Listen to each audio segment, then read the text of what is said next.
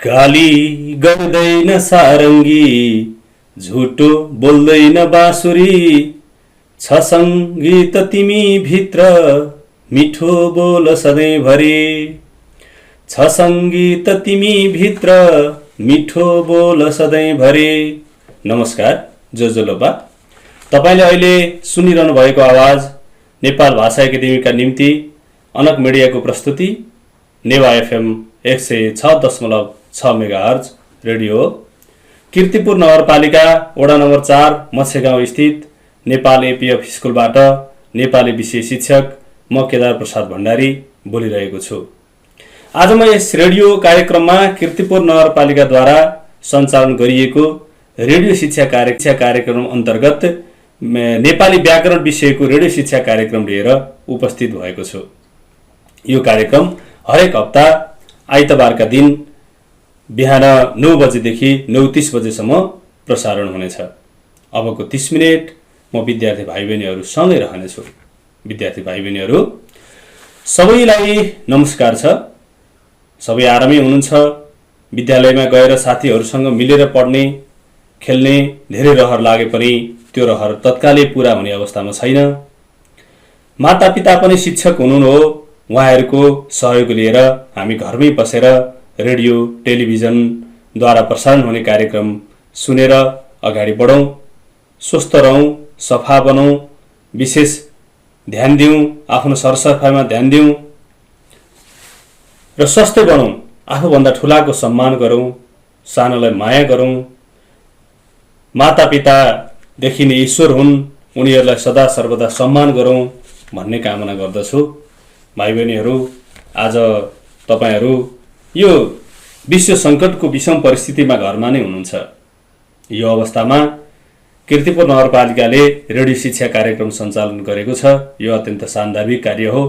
यो कार्यलाई तपाईहरूले मनन गरेर तपाईहरूले बुझेर अगाडि बढ्न आवश्यक छ। यसरी पढाइएका कुराहरूलाई राम्ररी ध्यान दिएर सुन्ने, टिपोट गर्ने, आफ्नो मनमा राख्ने गर्न अनुरोध गर्दछु। र अभिभावकज्यूहरू समक्ष पनि आफ्ना नानी बाबुहरूलाई सिकाइ सहजीकरणमा सहयोग गरिदिनु हुनको निम्ति नम्र निवेदन पनि गर्दछु। प्यारा विद्यार्थी भाइ बहिनीहरू, अघिल्लो कक्षामा हामीले अलिकति व्याकरणको बडो विन्याससँग सम्बन्धित कुराहरू पढेका थियौँ। व्याकरणसँग सम्बन्धित कुराहरू हामी पढ्ने क्रममा थियौँ। हामीले अगाडि के पढ्यौँ अलिकति अगाडिको पुनरावृत्ति गर्दै आजको कक्षातिर प्रवेश गर्न चाहन्छु। भाइ बहिनीहरू, आफ्नो पाठ्य सामग्रीहरू, कापी, किताब, कलम आफ्नो साथमा राखेर रेडियो नजिकै बस्नु होला है। अलिकति हामीले पढेका थियौँ भने यो विशेष गरेर व्याकरणको ह्रस्व दीर्घ सम्बन्धी सामान्य नियमका कुराहरू हामीले पढेका थियौँ कवितात्मक ढङ्गबाट। त्यसको एउटा अंश तपाईहरूलाई फेरि पुनरावृत्ति गर्दै आजको कक्षातर्फ अगाडि बढ्दछु। हामीले अस्ति पढेका थियौँ सर्वनाम विशेषण पेशा जाति थर। सर्वनाम विशेषण पेशा जाति थर, पदन्तमा दीर्घ हुन्छ दीर्घ लेख्ने गर। पदन्तमा दीर्घ हुन्छ दीर्घ लेख्ने गर। भाले जाति रसो हुन्छ पोथी जाति दीर्घ। भाले जाति रसो हुन्छ पोथी जाति दीर्घ। जस्तै दाजु भाइ रसो दिदी बहिनी दीर्घ। पढिराख न हे साथी, व्याकरण काम लाग्छ जानिराख न।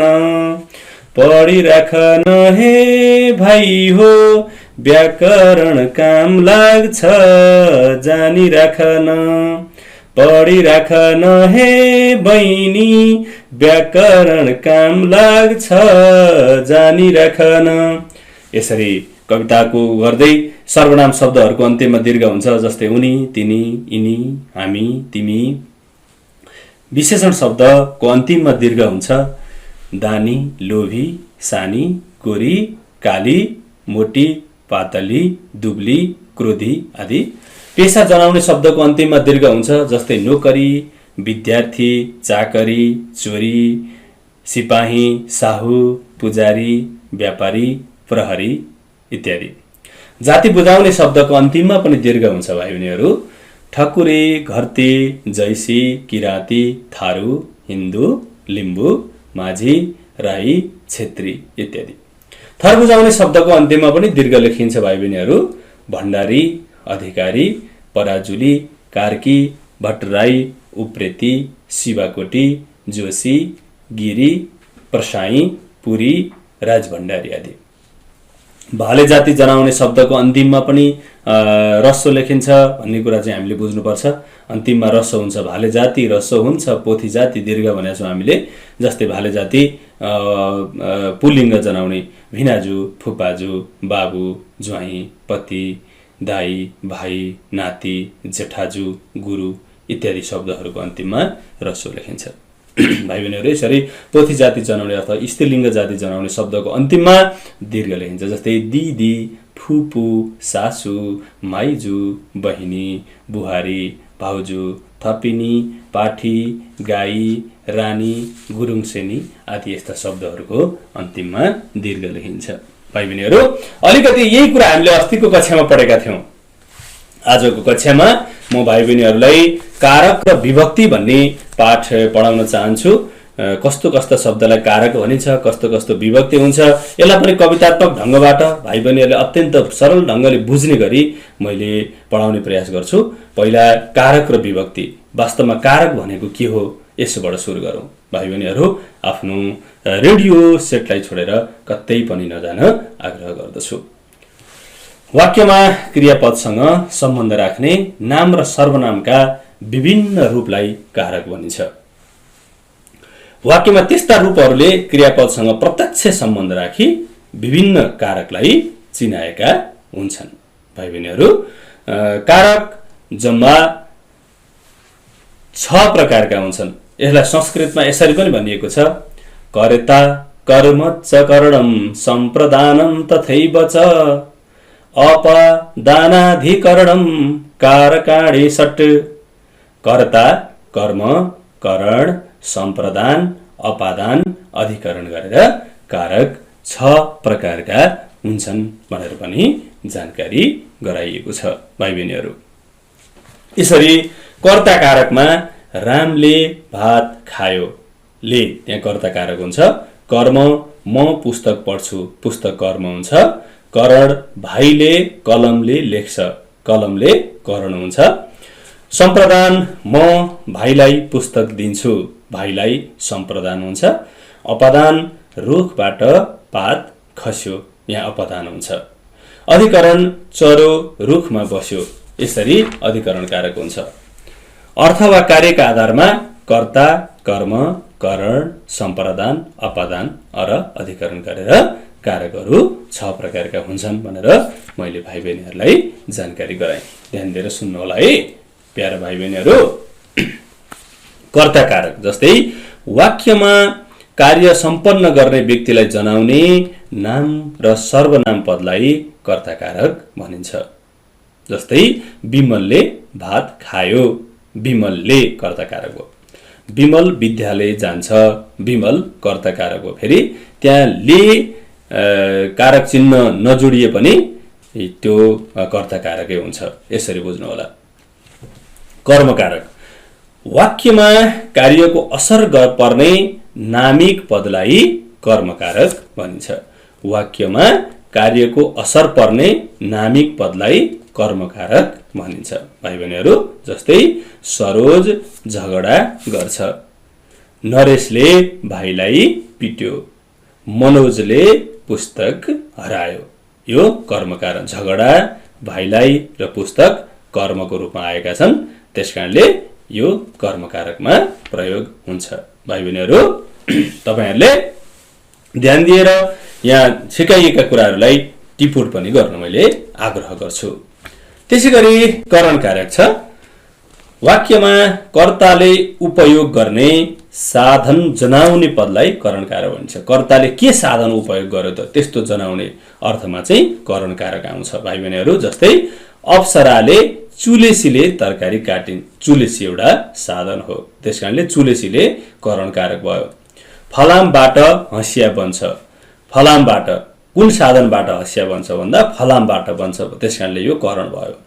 उमेश कलमले कविता लेख्छ, उमेश कलमले कविता लेख्छ भन्दाखेरि यहाँ कलम साधनको रूपमा आएको छ, त्यसकारणले यो करण कारक भयो। भाइ बहिनीहरू, सम्प्रदान कारक, सम्प्रदान कारक भनेको कर्ताको उद्देश्य वा प्रयोजन जनाउने पदलाई सम्प्रदान कारक भनिन्छ। फेरि एकपटक, कर्ताको उद्देश्य वा प्रयोजन जनाउने पदलाई सम्प्रदान कारक भनिन्छ। भाइ बहिनीहरू, जस्तै आमाले भगवानलाई फूल चढाउनु भयो, आमाले भगवानलाई फूल चढाउनु भयो। यसमा चाहिँ कर्ताको उद्देश्य कुनै प्रयोजनको लागि भएको छ। जस्तै आमा भनेको कर्ता हुनुहुन्छ, भगवानलाई फूल चढाउनु भयो भने भगवानलाई फूल चढाउने उहाँको प्रयोजन छ, त्यसकारणले यो सम्प्रदान कारक हुन्छ। त्यसै गरी भाइ बहिनीहरू, दिदी पूजाका लागि फूल टिप्नुहुन्छ भन्दाखेरि दिदीले के उद्देश्यका लागि फूल टिपिरहनु भएको छ, त्यसकारणले यो सम्प्रदानको रूपमा आएको छ। म तिम्रो निम्ति बाँचेको छु, म तिम्रो निम्ति, तिम्रो उद्देश्य, कर्ताको उद्देश्य चाहिँ अर्काको निम्ति बाँच्ने छ, त्यसकारणले यो सम्प्रदान अर्थमा देखा परेको छ। भाइ बहिनीहरू, यसरी हामीले सम्प्रदान कारकलाई छुट्याउन सक्छौँ। यसै गरी अर्को छ अपादान कारक। अपादान भनेको वाक्यमा छुट्टिने वा सुरु हुने स्थान र समय जनाउने पदलाई अपादान कारक भनिन्छ। कि छुट्टिने कि सुरु हुने जुन स्थान छ, जुन ठाउँ छ, जुन समय छ, यसलाई चाहिँ अपादान कारक भनिन्छ। अपादान भनेको छुट्टिने हो अथवा सुरु हुने ठाउँ हो। भाइ बहिनीहरू, जस्तै रुखबाट पात खस्यो, रुखबाट छुट्टियो पात। त्यसै गरी चैत महिनादेखि हावा चल्न सुरु हुन्छ, वैशाखदेखि रुखमा पात पलाउँछन्। यसरी सुरु हुनु अथवा छुट्टिनु भन्ने अर्थमा आउने कारकलाई चाहिँ अपादान भनिन्छ, अपादान भनिन्छ। अधिकरण कारक, क्रियाको आधार वा आश्रय बुझाउने नामिक पदलाई अधिकरण कारक भनिन्छ। अधिकरण कारकमा चाहिँ रमेशका पुस्तकहरू झोलामा छन्, विद्यार्थीहरू बेन्चमा बसेर पढ्छन्, मेरा कलम र कापी टेबुलमाथि छन् भन्ने अर्थमा चाहिँ अधिकरण कारकको प्रयोग हुन्छ। भाइ बहिनीहरू, मैले 6 प्रकारका कारकहरूको बारेमा पढाएँ। कर्ता कर्म च करणम सम्प्रदानम तथैव च अपादानाधिकरणम कारकाणी षट्। कर्ता कर्म करण सम्प्रदान अपादान र अधिकरण गरी कारक 6 प्रकारका हुन्छन् भन्ने कुरा भाइ बहिनीहरूलाई जानकारी गराएँ। केही छिन् व्यापारिक विश्राम, त्यसपछि हामी यो कक्षा फेरि विभक्तिका कुराहरू पढ्न आउनेछौँ। भाषा साहित्य वार्ता इतिहास नेवा एफएम 106.6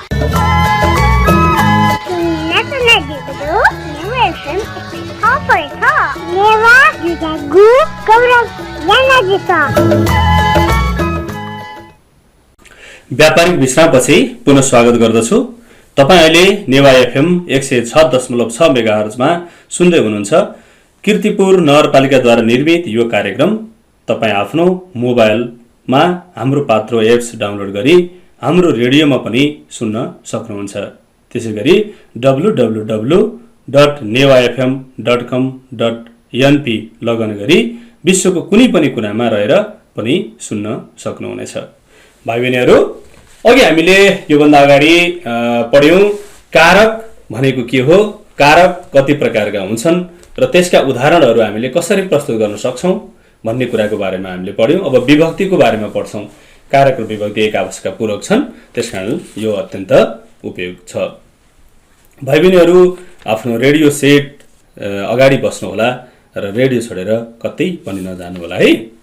कारकीय नामिक पदलाई विभाजन गर्ने वा छुट्याउने चिन्ह विशेषलाई विभक्ति भनिन्छ। जस्तै यी विभक्ति चिन्हका आधारमा कारकको पहिचान हुने गर्दछ। विभक्ति चिन्हले नजिकका शब्दलाई अर्थगत रूपमा सम्बन्धित तुल्याउन महत्त्वपूर्ण भूमिका निर्वाह गर्दछ। नामिक पदका अतिरिक्त विभक्ति चिन्ह क्रियायोगीसँग पनि लाग्दछन्। यहाँ विभक्ति जम्मा 7 प्रकारका हुन्छन् भाइ बहिनीहरू। प्रथमा विभक्ति ले बाट विभक्ति चिन्हको प्रयोग हुन्छ। द्वितीय विभक्तिमा लाई कन द्वितीय विभक्तिमा विभक्ति चिन्हको प्रयोग हुन्छ। तृतीय विभक्तिमा ले बाट द्वाराको प्रयोग हुन्छ। चतुर्थी विभक्तिमा लाई लागि निम्ति विभक्ति चिन्हको प्रयोग हुन्छ। पञ्चमी विभक्तिमा देखिबाट विभक्ति चिन्हको प्रयोग हुन्छ। षष्ठी विभक्तिमा को का की रो रा री नो ना नी विभक्ति चिन्हको प्रयोग हुन्छ। सप्तमी विभक्तिमा मा माथि विभक्ति चिन्हको प्रयोग हुन्छ। त्यसैले प्रथमा, द्वितीय, तृतीय, चतुर्थी, पञ्चमी, षष्ठी र सप्तमी गरी विभक्ति 7 प्रकारका हुन्छन् भाइ बहिनीहरू। प्रथमा विभक्तिको बारेमा अलिकति जानकारी गराउन चाहन्छु। कर्ता कारकलाई चिनाउने ले बाट द्वारा चिन्हहरू प्रथमा विभक्ति हुन्। जस्तै हरिले भात खायो, गुरुबाट पाठ पढाइयो, रामद्वारा रावण मारियो, आमाले मलाई बोलाउनु भयो। यसरी प्रथमा विभक्तिको यसरी प्रयोग हुन्छ। द्वितीय विभक्ति कर्म कारकलाई चिनाउने कन र लाई चिन्ह द्वितीय विभक्तिमा प्रयोग हुन्छ। जस्तै दाजुले मलाई पढाउनु भयो, हरिले हामीलाई बोलायो, गुरुले विद्यार्थीलाई व्याकरण सिकाउनु भयो। यसरी यसमा चाहिँ द्वितीय विभक्तिको प्रयोग हुन्छ। द्वितीय विभक्तिमा कर्म कारक लाग्दछ।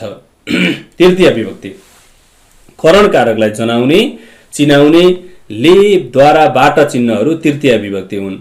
जस्तै रामले लट्ठीले सर्प मार्यो, बसबाट पोखरा गइयो, उमाले हुलाकद्वारा चिठी पठाइन्, हामी हवाई जहाजद्वारा नेपालगञ्ज गयौं। यहाँ तृतीय विभक्तिमा करण कारकको प्रयोग हुन्छ भाइ बहिनीहरू। चतुर्थी विभक्ति सम्प्रदान कारकलाई चिनाउने लाई लागि र निम्ति चिन्हहरू चतुर्थी विभक्ति हुन्। सम्प्रदान कारकलाई चिनाउन आउने लाई लागि र निम्ति चिन्हहरू चतुर्थी विभक्ति हुन्। जस्तै आमाले भिखारीलाई पैसा दिनुभयो, हामीले दैवी प्रकोप पीडितहरूका लागि राहत सङ्कलन गर्यौं, म तिम्रो निम्ति बाँचेको छु। चतुर्थी विभक्तिमा सम्प्रदान कारकको प्रयोग हुन्छ भाइ बहिनीहरू। पञ्चमी विभक्ति अपदान कारकलाई चिनाउन आउने बाट देखि आदि चिन्हहरू पञ्चमी विभक्ति हुन्। बाट देखि अपदान कारकलाई चिनाउन आउने। जस्तै बुबा कार्यालयबाट घर आउनुभयो, रुखबाट पात खस्यो, भोलिदेखि हाम्रो परीक्षा सुरु हुन्छ, पर्सिदेखि स्कुल बिदा हुन्छ इत्यादि। यो चाहिँ पञ्चमी विभक्तिमा प्रयोग हुन्छ र पञ्चमी विभक्तिमा अपादान कारकको प्रयोग हुन्छ भाइ बहिनीहरू। षष्ठी विभक्ति वाक्यमा प्रयोग हुने नामिक पदमा जोडिने को का की रो रा री नो ना नी चिन्हहरूलाई षष्ठी विभक्ति भनिन्छ। को का की रो रा री नो ना नी चिन्हहरूलाई षष्ठी विभक्ति भनिन्छ।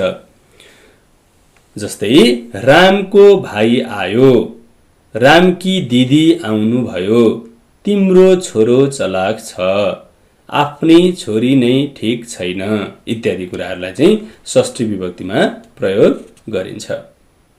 को रो नो, को काकी रो रारी नो नानी यसरी प्रयोग गरिन्छ भाइ बहिनीहरू। सप्तमी विभक्ति अधिकरण कारकलाई चिनाउन आउने मा माथि सप्तमी विभक्ति हुन्। अधिकरण कारकलाई चिनाउन आउने मा माथि सप्तमी विभक्ति हुन्। जस्तै तिमी टाउकामा हात नराख, मेरा किताब टेबुल माथि छन्, भाइले थालमा भात खायो, अनुपले झोलामा किताब हाल्यो। मा माथि सप्तमी विभक्ति। सप्तमी विभक्तिमा अधिकरण कारकको प्रयोग हुन्छ भाइ बहिनीहरू। र यसरी हामीले कारक र विभक्तिको बारेमा पढ्यौं। वाक्यमा दुईवटा कर्मपद भए पहिले कर्म सम्प्रदान हुन्छ। जस्तै राम भाइलाई पुस्तक दिन्छ, भाइलाई सम्प्रदान कारक हुन्छ। सामान्य भूतकाल र सकर्मक क्रिया प्रयोग हुँदा पूर्ण पक्षको कर्तामा ले विभक्तिको प्रयोग हुन्छ। जस्तै रामले भात खायो, रामले भात खाएको छ, रामले भात खाएको थियो, रामले भात खाएको हुनेछ। वर्तमान र भविष्यकालको सामान्य पक्षको कर्तामा ले विभक्तिको प्रयोग हुँदैन। जस्तै रामले भात खान्छ, बेठिक, रामले भात खानेछ। यसरी बनाउन सकिन्छ भाइ बहिनीहरू। र वास्तवमा हामीले कारक 6 प्रकारका कर्ता, कर्म, करण, सम्प्रदान, अपादान र अधिकरण गरेर 6 प्रकारका कारक र विभक्ति प्रथमा, द्वितीय, तृतीय, चतुर्थी, पञ्चमी, षष्ठी र सप्तमी विभक्ति गरी 7 प्रकारका भन्ने कुराहरू पढ्यौँ भाइ बहिनीहरू। यसलाई हामीले अझ सरल ढङ्गबाट बुझ्नको निम्ति मैले एउटा गीत बनाएर ल्याएको छु। तपाईहरुले यसलाई छिट्टो बुझ्न सक्नुहुन्छ। यसलाई अलिकति ध्यान दिएर सुन्नुहोला, तपाईहरुले टिप्पणी गर्नुहोला, लेख्नुहोला, म यो आग्रह गर्छु प्यारा प्यारा भाइ बहिनीहरू। अघि मैले कर्ता, कर्म, कारकको बारेमा, विभक्तिको बारेमा भने। अब यसलाई कसरी बुझ्न सक्ने त? अब सजिलो ढङ्गबाट अझ यसलाई बुझ्ने एउटा तरिका छ। जस्तै एउटा प्यारोडी गीतमा मैले यहाँ भाइ बहिनीहरूलाई बुझाउने प्रयास गर्छु। भाइ बहिनीहरू ध्यान दिएर सुन्नुहोला। लेबाट त प्रथमा कर्ता हो, लाइकन द्वितीय कर्म यो कारक विभक्ति, पढिराखन कारक विभक्ति। लेद्वाराबाट तृतीय करणलाई लागि निम्ति चतुर्थी सम्प्रदान कारक विभक्ति, जानिराखन कारक विभक्ति। देखिबाट पञ्चमी अपादान, कोरोनोलाई षष्ठी नै भन्दछन् कारक विभक्ति, पढिराखन कारक विभक्ति। भाइ बहिनीहरू कोरोनो भनेको चाहिँ कोकाकी, रोरारी, नोनानी भन्ने अर्थमा आउँछ। यसरी बुझ्नु होला। यसैगरी माथि त सप्तमी अधिकरण साध विभक्ति छ, कारक भन्दछन् कारक विभक्ति, पढिराखन कारक विभक्ति, बुझिराखन कारक विभक्ति, जानिराखन कारक विभक्ति। भाइ बहिनीहरू आजको कक्षामा हामीले कारक र विभक्तिको बारेमा पढ्यौं। यसरी पनि हामी पढ्न सक्छौं, बुझ्न सक्छौं। कारक र विभक्तिको बारेमा यसरी जानकारी प्राप्त गर्न सक्छौं। भाइ बहिनीहरूले कारक र विभक्ति कति प्रकारका हुन्छन्, कारक कति प्रकारका हुन्छन्, विभक्ति कति प्रकारका हुन्छन् भन्ने कुरालाई टिप्पणी गरेर लेखेर ल्याउनु होला, बुझेर आउनु होला। यही आग्रह गर्दै तपाईहरुको दिन शुभ रहोस् भन्ने कामना गर्दै प्राविधिक मित्रबाट समय समाप्त भएको जानकारी प्राप्त भएकोले म आजको पाठ यही अन्त्य गर्ने अनुमति माग्दछु। भाइ बहिनीहरू आजको यस कार्यक्रममा प्राविधिक सहयोग गर्नुहुने युनिक साक्यलाई भाइलाई धेरै धेरै धन्यवाद दिँदै आगामी हप्ता फेरि यही समयमा भेट्ने बाचा गर्दै आजको लागि बिदा हुन चाहन्छु। तपाईको दिन शुभ रहोस्। नमस्कार। जोजोलोपा जय होस्।